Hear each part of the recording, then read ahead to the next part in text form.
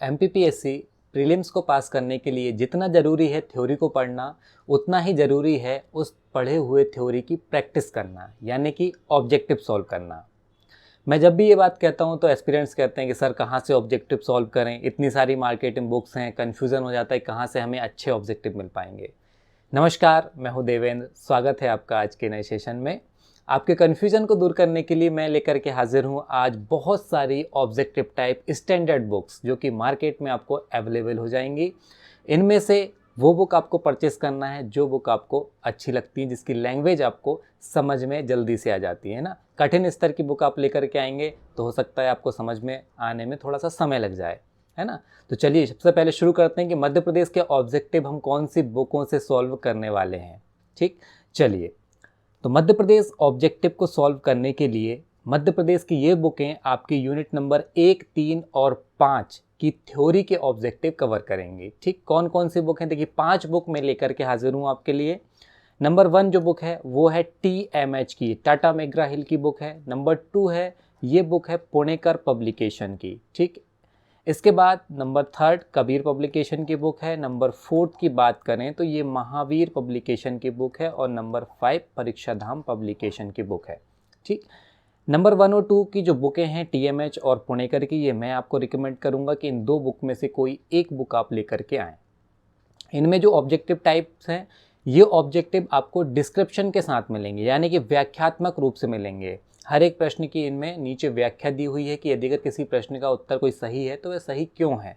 ठीक, कबीर पब्लिकेशन की बुक भी अच्छी है, यदि अगर आपको ये अच्छी लगती है तो आप ये भी ले सकते हैं। और महावीर और परीक्षा धाम में से भी आपको पसंद आती है तो इन बुकों में से भी आप कोई एक बुक ले सकते हैं। ठीक, तो मध्य प्रदेश यदि हम ऑब्जेक्टिव टाइप ये बुकें लेकर के आएंगे, इनमें से कोई एक बुक आपको लेकर के आनी, सभी 5 बुक नहीं लेकर के आना है ना, सभी में लगभग बराबर समान प्रकार के ऑब्जेक्टिव हैं। ठीक, तो मैं यदि अगर बोलूँ तो TMH या फिर पुणेकर, दो में से कोई एक बुक आप परचेस कर लीजिए। ठीक, चलो नेक्स्ट बात करते हैं इंडियन हिस्ट्री की। तो इंडियन हिस्ट्री के ऑब्जेक्टिव सॉल्व करने की हम बात करें, ये कहाँ से करेंगे। देखिए यहाँ पे दो बुक आपको दिख रही है, एक तो है लूसेंट और दूसरा है अरिहंत। ये बुकें आपके पास होना चाहिए, दो में से कोई एक बुक, या तो आप लूसेंट या फिर आप अरिहंत, दो में से कोई एक बुक आप ले लेंगे।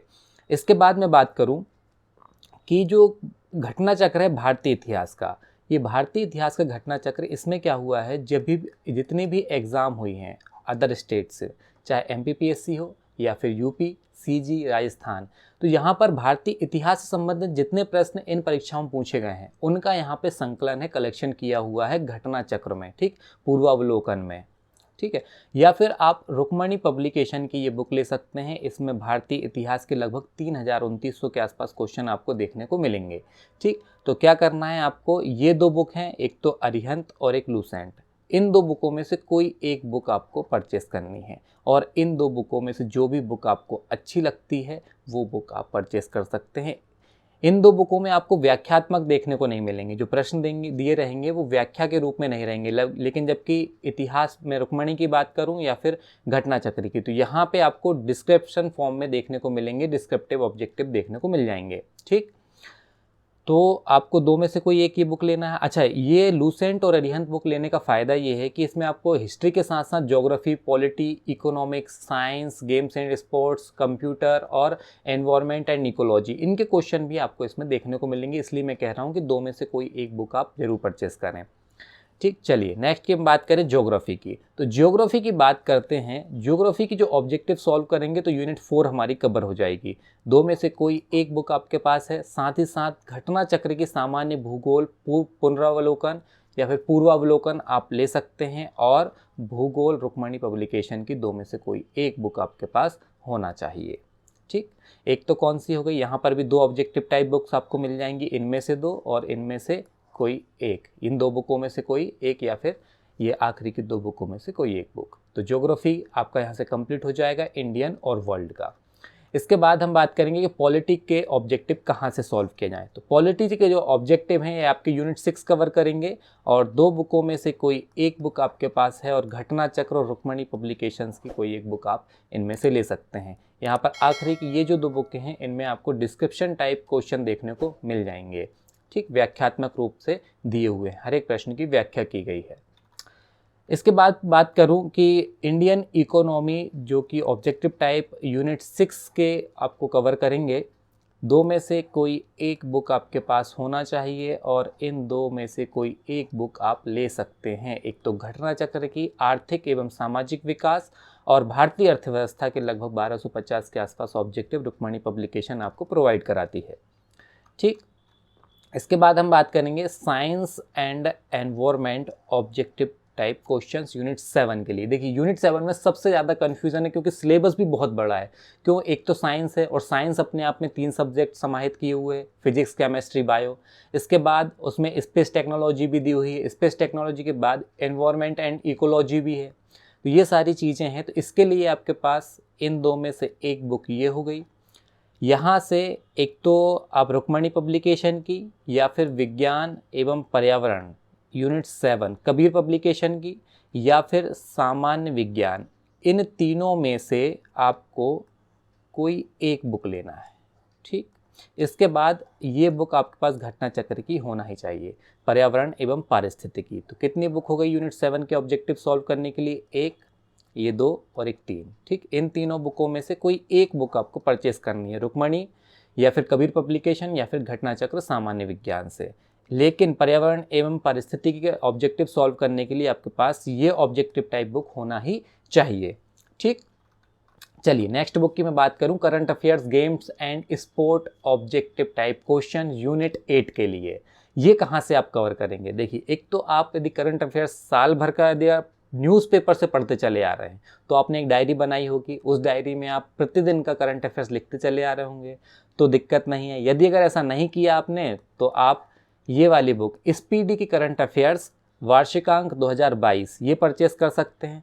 और मध्य प्रदेश करंट अफेयर्स एवं खेल मंथन के लिए आप कोई भी एक बुक ले सकते हैं मार्केट में जाके, या तो तथ्यवान ले लीजिए, तथ्यवान एक पेपर आता है, ये आदि अवेलेबल है आपके आसपास तो ये ले सकते हैं। इसके बाद पुणेकर भी आती है करंट अफेयर्स वार्षिकी एमपी के लिए, महावीर भी आती हैं। बहुत सारे पब्लिकेशन मध्य प्रदेश के करंट अफेयर्स आपको प्रोवाइड कराते हैं, तो उनमें से कोई एक आप ले सकते हैं। तो एक बुक आपकी ऑब्जेक्टिव टाइप ये हो गई। ठीक, इसके बाद बात करूं खेल कूद, जो अपने प्रतियोगिता दर्पण का अतिरिक्तांक आता है खेल कूद नाम से, इसमें आपको थ्योरी प्लस ऑब्जेक्टिव दोनों ही देखने को मिल जाएंगे। ठीक, इसके बाद ये दो बुकें आपके पास हैं ही, दो में से कोई एक, तो इसमें आपको जो ट्रेडिशनल गेम्स एंड स्पोर्ट्स के क्वेश्चन हैं वो देखने को इजीली मिल जाएंगे। तो यहाँ पे आपके पास कितनी किताबें हो गई करंट अफेयर्स? या तो एक किताब जो भारत और अंतर्राष्ट्रीय करंट के लिए, एक एमपी के लिए, ठीक, एक मैं बात करूँ आप खेल कूद के लिए 3 और एक की 4। यहाँ से आप जो है सॉल्व कर सकते हैं। आपके पास 4 बुकें हो गई, 4 बुकों से ढेर सारे ऑब्जेक्टिव सॉल्व कीजिए और अपने ज्ञान को बढ़ाते रहिए, कितना आप पढ़ रहे हैं और कितना एग्जीक्यूशन कर रहे हैं। ठीक, समझ में आया है करंट अफेयर्स के यूनिट 8 के ऑब्जेक्टिव कहाँ कहाँ से आपको कवर करने हैं।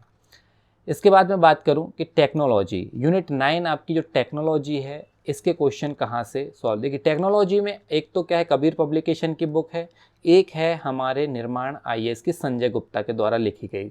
ठीक, इन दो बुकों में से कोई भी एक बुक आप परचेस कीजिए, इसमें आपको ऑब्जेक्टिव भी मिल जाएंगे। अब जिनका बैकग्राउंड कभी भी कंप्यूटर से पाला नहीं पड़ा है वो परीक्षा मंथन ले लें। परीक्षा मंथन में क्या बेसिक ऑब्जेक्टिव आपको देखने को मिल जाएंगे और बेसिक ऑब्जेक्टिव के साथ ही साथ आपको थ्योरी भी बेसिक रूप से देखने को मिल जाएगी। किसमें? परीक्षा मंथन के ऑब्जेक्टिव में। और ये दो बुकों में से एक बुक आपके पास है तो यहाँ से आपको कंप्यूटर के इजीली ऑब्जेक्टिव देखने को मिल जाएंगे। ठीक, और ये दो बुकें हैं, इनमें से एक बुक देखने को आपको मिल जाएगी। तो इसमें रोबोटिक्स, सूचना संचार, हैकिंग, क्रैकिंग, है ना, वेबसाइट, वेब पेज, ये सारे संबंधित यहाँ से क्वेश्चन आपको देखने को मिल जाएंगे इसमें।